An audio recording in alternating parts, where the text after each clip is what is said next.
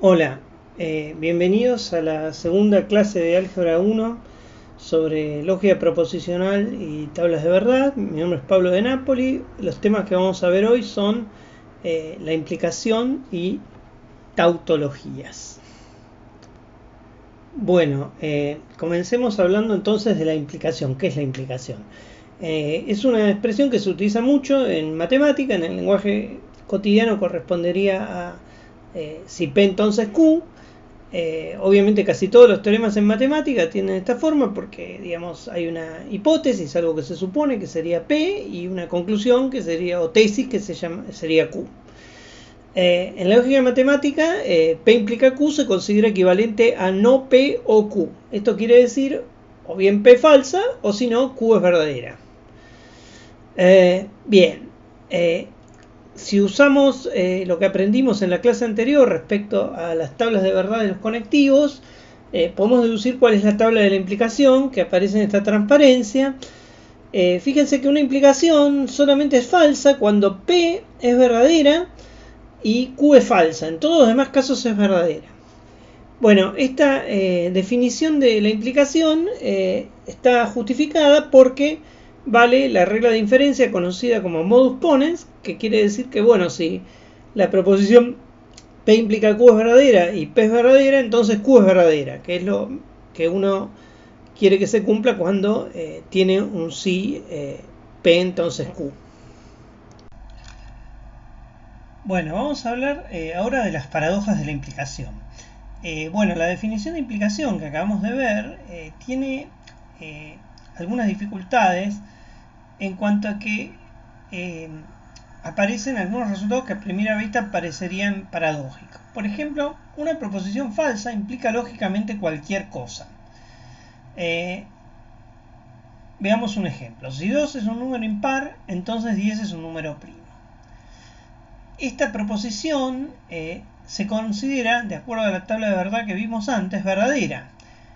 Aunque las proposiciones que la forman, 2 es un número impar y 10 es un número primo, son ambas falsas. Esto puede parecer paradójico a primera vez que uno lo ve, ¿no? Pero claro, fíjense, lo que dice la tabla de verdad de la implicación es que la única manera de probar que una implicación P implica Q es falsa es, digamos, mostrar un caso en el que P es verdadera y Q es falsa. Y eso es muy importante en los teoremas matemáticos, ¿no? Por ejemplo, consideremos esta afirmación. Si un número entero n es par, entonces n más 1 es par. Ok, esta afirmación sabemos que es falsa, pero ¿cómo hacemos para ver que es falsa? Bueno, tenemos que exhibir un contraejemplo. ¿Qué quiere decir eso? Exhibir un caso en el que la proposición P sea verdadera y la proposición Q sea falsa, ¿sí? Por ejemplo, si n es 2, entonces n es par, es verdadera, pero n más 1 es par, es falsa, ¿no? Porque 3 no es un número par. Entonces, acá vemos que esta cuestión de que una proposición falsa implica cualquier cosa empieza a tener un sentido. Ok, ahora vamos a ver qué relación existe entre la implicación y los conjuntos. En el lenguaje de los conjuntos, la noción que corresponde a la noción de implicación es la de inclusión de conjuntos. Un conjunto A está incluido en el conjunto B si para todo X en A, X está en B. O sea, si X pertenece a A, implica que X pertenece a B. En símbolos esto se simboliza como está ahí en la transparencia. Fíjense que aparece un nuevo elemento que es el cuantificador universal, el para todo X, que bueno, juega un rol importante en la lógica, por ahora no le vamos a prestar tanta atención, pero sepan que es otro elemento importante. Bueno, vamos a ver un par de ejemplos. Empezamos con un ejemplo fácil. Por ejemplo, tomamos como A el conjunto de los múltiplos de 4 en el universo de los números naturales y B el conjunto de los números pares. Entonces claramente A está contenido en B, porque todo múltiplo de 4 es un número par. O dicho de otra manera, X es un número múltiplo de 4 implica X es un número par. Ahora un ejemplo más sutil. Si ves cualquier conjunto, el conjunto vacío está contenido en él. ¿Cómo se prueba esto de acuerdo a la definición que pusimos antes? Bueno, la proposición X pertenece al vacío es siempre falsa, no importa quién sea X, ¿no? Porque el conjunto vacío no tiene elementos. Entonces, de acuerdo a la observación que hicimos en la transparencia anterior, eso implica que X pertenece a B, no importa quién sea B, no importa quién sea X, ¿no? Entonces eso justamente dice que vale la implicación de que el vacío está contenido en B. Nuevamente, acá vemos que la tabla de la implicación que pusimos antes es necesaria para que la implicación se comporte, la inclusión de conjuntos se comporte en la forma que esperamos. Bueno, un último conectivo del que vamos a hablar es el conectivo de equivalencia lógica. Tenemos dos preposiciones, P y Q son equivalentes, o P sí solo sí Q, que es la forma en que muchas veces se expresa en el lenguaje cotidiano. Quiere decir que P implica Q y Q implica P. Bueno, de nuevo, usando las tablas de los conectivos que vimos antes, podemos deducir la tabla de este nuevo conectivo, la equivalencia lógica. Fíjense que P sí solo sí Q va a ser verdadera cuando P y Q sean ambos verdaderos o ambos falsos. En el lenguaje de los conjuntos, esta noción corresponde a la noción de igualdad entre los conjuntos, porque decimos que dos conjuntos son iguales si solo si X, para todo X en el universo, X pertenece a A si solo si X pertenece a B. Otra manera equivalente de decir esto podría ser decir que A es igual a B si solo si A está contenido en B y B está contenido en A, ¿no? A está incluido en B y B está incluido en A. Finalmente queremos hablar hoy de la noción tautología. ¿Qué es una tautología? Bueno, es una fórmula del cálculo proposicional que es verdadera, no importa cuáles son los valores de verdad de las proposiciones que intervienen en ella. Bueno, ¿qué es una fórmula del cálculo proposicional? Es una fórmula formada por variables proposicionales, como las P y Q que estuvimos estudiando hasta ahora, que representan proposiciones, que pueden ser verdaderas o falsas, y los conectivos lógicos. Bueno, con frecuencia, chequear la validez de una fórmula referida a varios conjuntos es equivalente a verificar una cierta fórmula del cálculo proposicional, ver si esa fórmula es o no una tautología. Por ejemplo, vamos a considerar una de las leyes de Morgan que aparece en el apunte, ¿no? El apunte de la doctora Crick, que está en los fascículos de grado y que aparece en la página de la materia, en la preposición 116. Ustedes van a encontrar esta fórmula, ¿no? El complemento de la unión de A y B es igual a la intersección de A complemento con B complemento. Bueno, ¿cómo podemos reformularla en términos de una tautología? Bueno, llamamos P a la preposición X pertenece a A y Q a la preposición X pertenece a B, donde X es un elemento genérico de nuestro universo. Entonces, esta fórmula se traduce en la siguiente fórmula del cálculo proposicional, ¿no? La negación de P o Q, si solo si, la negación de P o y la negación de Q. Si podemos ver que esta última fórmula es una tautología, eso demostrará la fórmula de De Morgan en los conjuntos, ¿no? Es equivalente, son dos maneras de escribir la ley de De Morgan. En el lenguaje de los conjuntos o en el lenguaje de la lógica proposicional. Fíjense que esta traducción es una traducción mecánica, ¿no? Simplemente hay que recordar que operación de conjuntos está asociada con cada símbolo de la lógica proposicional, ¿no? Uno se acuerda de ese diccionario y puede pasar de un lenguaje al otro sin problema.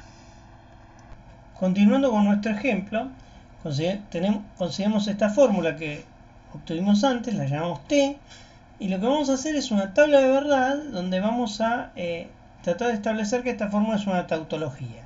Para eso consideramos todos los casos posibles, que en este caso, como tenemos dos variables, van a ser 4 de los valores de verdad que podrían tener P y Q, ¿no? Si P es verdadera, si P es falsa, si Q es verdadera o si Q es falsa. Bueno, combinando tenemos 4 casos.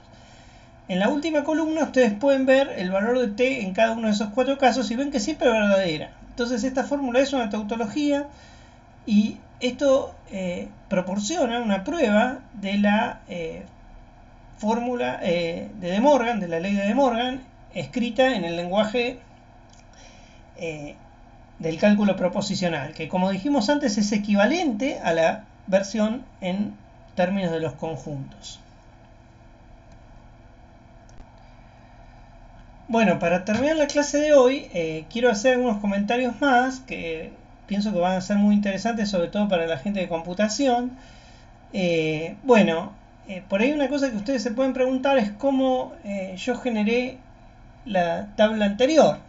Bueno, no la hice a mano, escribí un pequeño programita en un lenguaje de programación, en este caso usé el lenguaje Python, que es mi lenguaje favorito.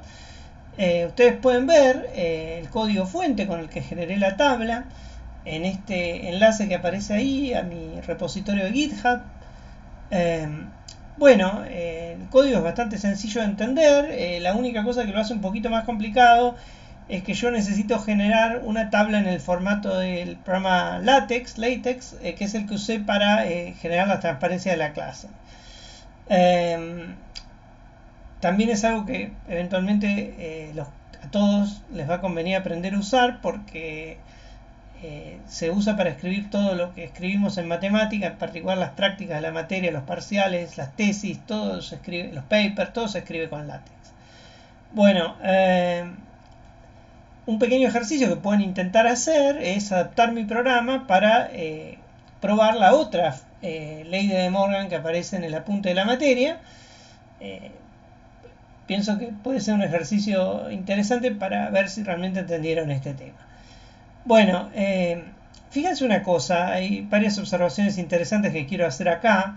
La primera es que esto de las tablas de verdad significa que existe un procedimiento mecánico, un procedimiento que una computadora puede ejecutar, o sea, lo que se llama un algoritmo, que permite decidir en un número finito de pasos si una fórmula de la lógica proposicional es o no una tautología, ¿no? Un procedimiento donde no hace falta que intervenga un humano pensando, es un procedimiento que una computadora puede ejecutar. Sin embargo, este procedimiento de las tablas de verdad tiene algunas limitaciones, porque fíjense, el número de entradas en la tabla de verdad que necesitamos armar es una función, depende de cuántas variables proposicionales tenga mi fórmula. Si mi fórmula tiene n variables proposicionales, mi tabla tendrá 2 a la n fila. En este caso teníamos 2 variables y tenemos 4 filas, pero si yo tuviera, qué sé yo, 8 variables tendría 256 filas, y si tuviera 16 variables tendría 65.536 filas. O sea, el número de filas crece muy rápidamente con el número de variables que necesite tomar en cuenta. Eso hace que este procedimiento obviamente se va a volver más impracticable cuando tenga muchas variables. Fíjense, acá aparece el germen de una noción importante en la computación y por supuesto también en la matemática, que es la noción de complejidad de un algoritmo. O sea, no solo interesa saber si yo tengo un procedimiento efectivo para hacer algo, sino, cuánto tarda ese procedimiento, cuántas operaciones necesito hacer. En este caso tenemos un algoritmo de complejidad exponencial, donde el número de operaciones que yo necesito hacer crece exponencialmente con el número con la complejidad de los datos, ¿no? En este caso los datos son la fórmula proposicional con la que yo intento hacer este procedimiento de la tabla de verdad. Otra pregunta interesante que surge acá es, las computadoras pueden decidir si una tautología es o no